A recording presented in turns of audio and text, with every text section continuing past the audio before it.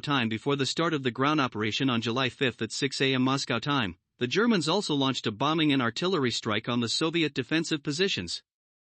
The core of the German tank forces consisted of the Ferdinand self-propelled artillery and medium Panthers. By the evening of the first day of the battle, 55% of the enemy self-propelled units of the central front of the Red Army that had been blown up by mines were out of action.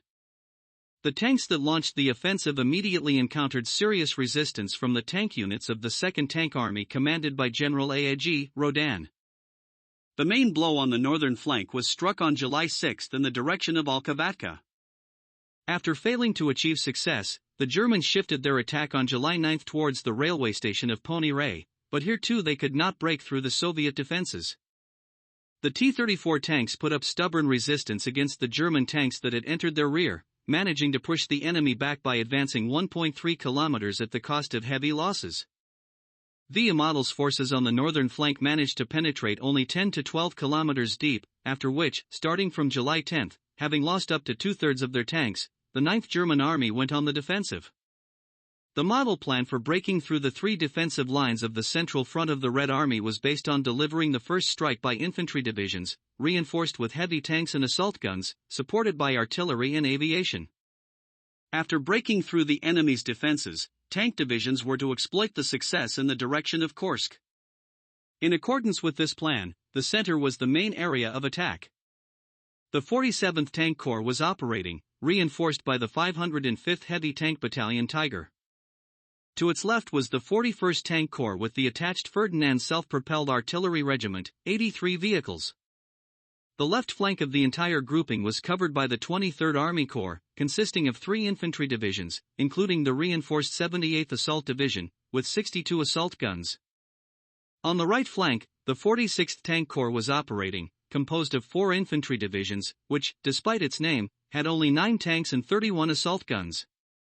In the first echelon of the offensive of the 47th Tank Corps, the 20th Tank Division and the 6th Infantry Division, reinforced by 2 companies of Tigers, according to the standard, 28 vehicles, were advancing.